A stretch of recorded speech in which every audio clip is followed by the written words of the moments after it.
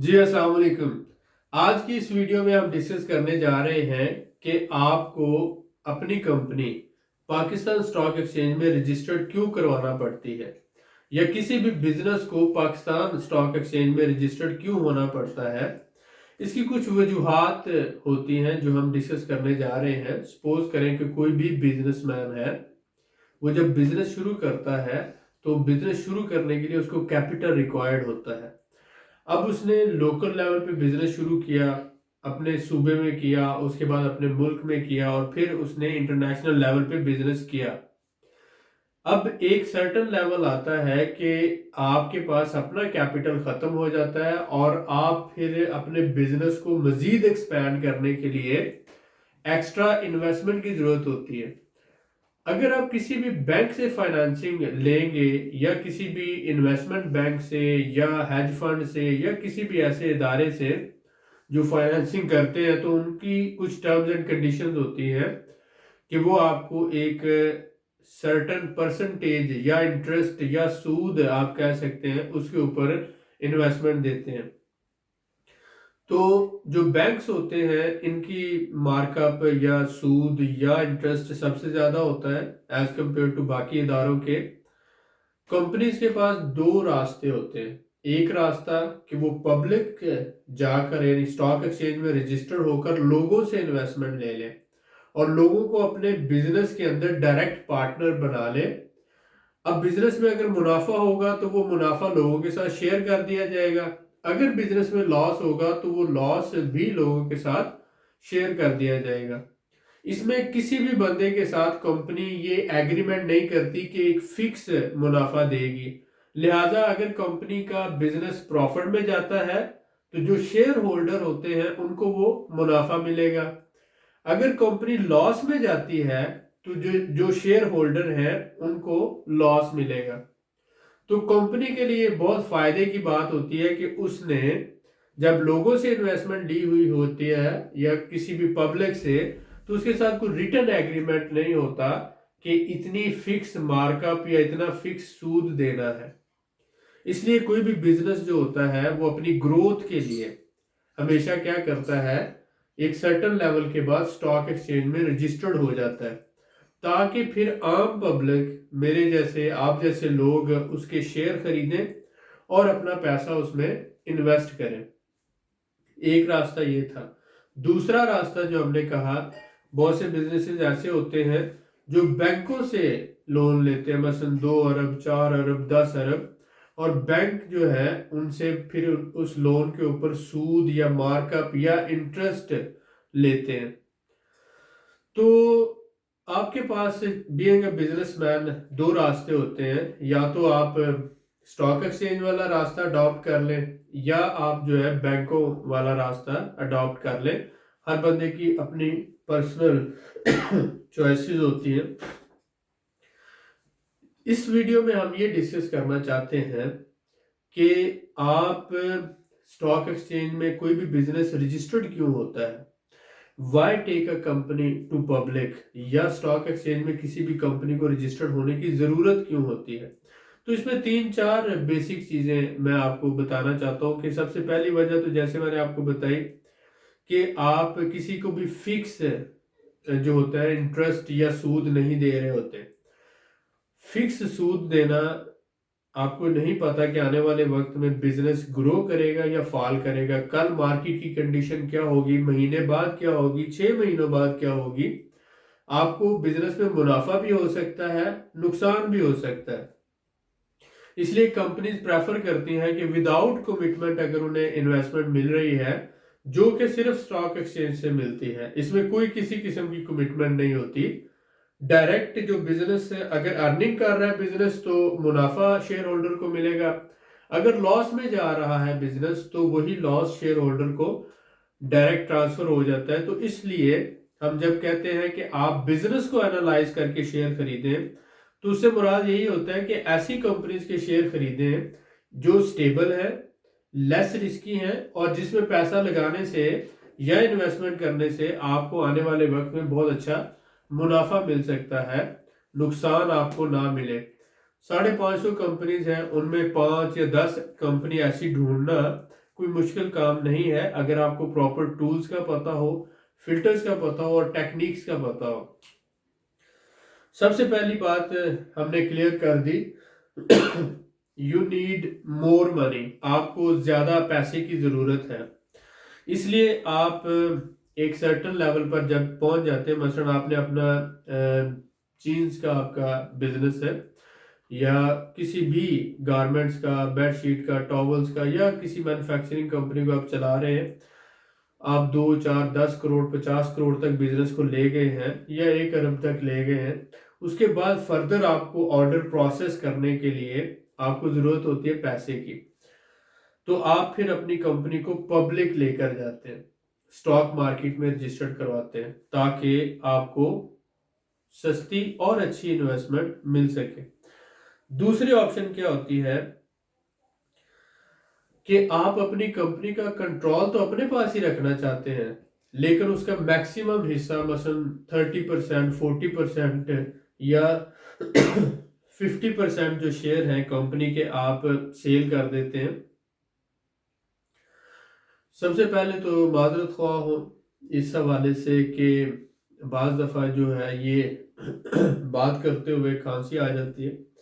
काफ़ी अर्सा पहले मुझे खांसी का प्रॉब्लम हुआ था, मैंने ट्रीटमेंट भी करवाया, लेकिन फिर भी कुछ तबीयत ऐसी नाजुक है कि इस नाजुक तबीयत की वजह से बहुत ज़्यादा ट्रीटमेंट भी बर्दाश्त नहीं कर पाता। मैं मेडिसिन वैसे ही मुझे अच्छी नहीं लगती, मैं कोशिश करता हूँ कि बगैर मेडिसिन के ही जो है वो आहिस्ता आहिस्ता रिकवर हो जाए।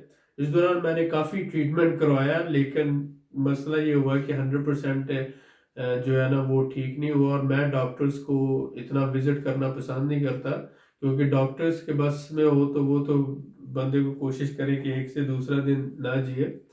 इसलिए जितने भी मेरे वीडियोस देखने वाले हैं, मेरी उनसे ये रिक्वेस्ट है कि आप माइंड ना किया करें या बुरा ना मनाया करें। ये एक नेचुरल फैक्टर है, मैं आपसे एक बात कर रहा हूँ उसमें खांसी आ जाती है और मैं कोई इसकी वीडियो एडिशन भी नहीं कर सकता, एडिट भी नहीं करता। सिंपल सी है, आपको हो सकता है कि इस वजह से प्रॉब्लम होता हो, लेकिन दरगुजर किया करें, क्योंकि मेरा भी एक मकसद ये है कि आप लोगों तक कुछ चीज़ें पहुंच जाएं और आपका भी एक मकसद है लर्निंग का। तो इन सारी चीज़ों में गिव एंड टेक तो होता है, आपको थोड़ी प्रॉब्लम होगी, मुझे अंदाज़ा है इस बात का, लेकिन जो होना है वो तो होके रहता है। जब तक जिंदा है, दुनिया में है, तब तक ये निज़ाम चलता रहेगा। तो एनीवे इसको मैं हर वीडियो में तो नहीं कह सकता, लेकिन जो मेरे देखने वाले हैं मेरी उनसे रिक्वेस्ट है कि इसको मैं कोशिश करता हूँ कंट्रोल करने की।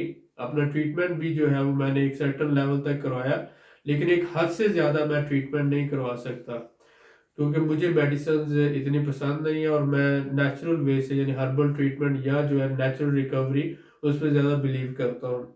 अगर आप बात करें तो मैंने खुद जो है पीएचडी केमिस्ट्री किया हुआ है और एंटी कैंसर मेडिसिन के ऊपर मैंने रिसर्च की हुई है, इसलिए मुझे पता है कि बहुत सी चीज़ें जो होती हैं वो क्यों होती हैं, कैसे होती हैं। मामलात जो है मेडिसिन के, अगर आप देखें कुछ विटामिन्स होते हैं, हार्मोन्स होते हैं, अगर उनके पॉजिटिव इफेक्ट्स होते हैं तो उनके नेगेटिव भी इफेक्ट्स होते हैं। मसलन 60% अगर पॉजिटिव है तो 40% उसका नेगेटिव इफेक्ट होता है। इसी तरह से अगर आपको बुखार होता है या आपको जुकाम है या आपको कोई भी बीमारी होती है, तो वो बीमारी एक तरह से बॉडी का रिएक्शन होता है, उसको थोड़ा टाइम देना चाहिए।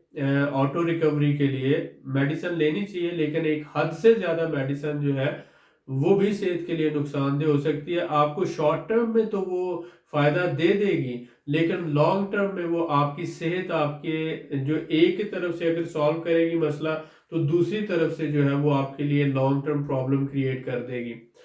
तो ये सारी तमहीद बांधने का मकसद यही था कि मुझे पता है आप लोगों को कोफ्त होती है, प्रॉब्लम भी होता होगा, लेकिन मेरी रिक्वेस्ट ये है कि दरगुजर किया करें और समझें कि जैसा भी है थोड़ा सा सब्र और हौसले के साथ सुन लिया करें। बड़ी मेहरबानी। बहुत से लोग जो है वो कंपनीज का कंट्रोल नहीं देना चाहते, लेकिन इसके साथ साथ वो इन्वेस्टमेंट इकट्ठी करना चाहते हैं। तो वो स्टॉक एक्सचेंज में अपनी कंपनी रजिस्टर्ड करवाते हैं। पहला मैंने कहा इन्वेस्टमेंट है without terms and condition, without interest, without commitment लेना चाहते हैं तो स्टॉक एक्सचेंज में जाते हैं। दूसरा मैंने कहा कि ऑनरशिप नहीं देना चाहते लेकिन पैसा इकट्ठा करना चाहते हैं, यानी अपनी कंपनी को सेल करना चाहते हैं लेकिन ऑनरशिप नहीं देना चाहते, तो इसलिए स्टॉक एक्सचेंज में जाना उनके लिए बहुत ज्यादा फायदेमंद होता है। तीसरी सबसे अहम वजह क्या होती है, एक ही कंपनी के 5, 10 या 20 मालिकान हैं, उनके आगे बच्चे हैं, तो बहुत ज्यादा मालिक होने की वजह से और बच्चे होने की वजह से, फैमिली बड़ी होने की वजह से उनके पास कैश जो है इतना नहीं रह जाता कि बिजनेस को वो चला सके। तो मलकियत वो अपने पास ही रखते हैं लेकिन लिक्विडिटी क्रिएट करने के लिए और कैश का इशू सॉल्व करने के लिए स्टॉक एक्सचेंज में कंपनी रजिस्टर्ड करवा दी जाती है। इसके बाद चौथा अहम पॉइंट बहुत ही अहम है कि to get rich and have cash to invest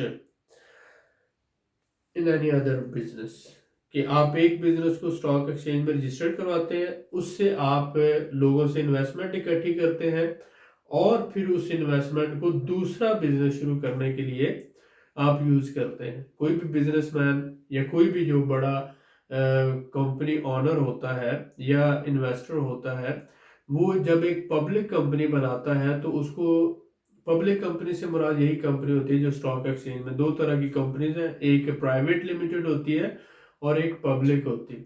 तो वो एक पब्लिक कंपनी से लोगों से बहुत ज्यादा पैसा इकट्ठा करता है और उससे एक दूसरी कंपनी खड़ी कर लेता है। तो इसीलिए लोग स्टॉक मार्केट में 1, 2, 3, 4, 5, 6, 7 कंपनी रजिस्टर करवाने में कामयाब हो जाते हैं। कैश इकट्ठा करना, लोगों से इन्वेस्टमेंट लेना without commitment, profit and loss की बेसिस पर सिर्फ स्टॉक एक्सचेंज में मुमकिन है और किसी भी जगह मुमकिन नहीं। दूसरा, आप कंपनी के शेयर या हिस्सा तो सेल कर रहे हैं लेकिन ऑनरशिप नहीं दे रहे, ये दूसरी बड़ी वजह है। तीसरी कि आप कैश इकट्ठा कर रहे हैं, लिक्विडिटी क्रिएट कर रहे हैं और बहुत से मालकान हैं उनके हुकूक का तहफ़्फ़ुज़ कर रहे हैं और उसके साथ साथ आप कैश भी इकट्ठा कर रहे हैं। चौथा कि एक कंपनी के जरिए आप लोगों से इन्वेस्टमेंट इकट्ठी करके अपनी दूसरी कंपनी खड़ा कर सकते हैं, इसी तरह से स्टॉक एक्सचेंज से। तो इसीलिए बहुत से लोग जो होते हैं अपनी कंपनी को, जो इंटेलिजेंट लोगों की मैं बात कर रहा हूँ, दुनिया में जितने भी इंटेलिजेंट बिजनेसमैन हैं या इन्वेस्टर्स हैं, वो एक बिजनेस को प्राइवेट लिमिटेड से शुरू करते हैं, प्राइवेट से उसको पब्लिक लिमिटेड में कन्वर्ट करते हैं, बड़ी कंपनी में, और फिर उसको स्टॉक मार्केट में लेकर जाते हैं।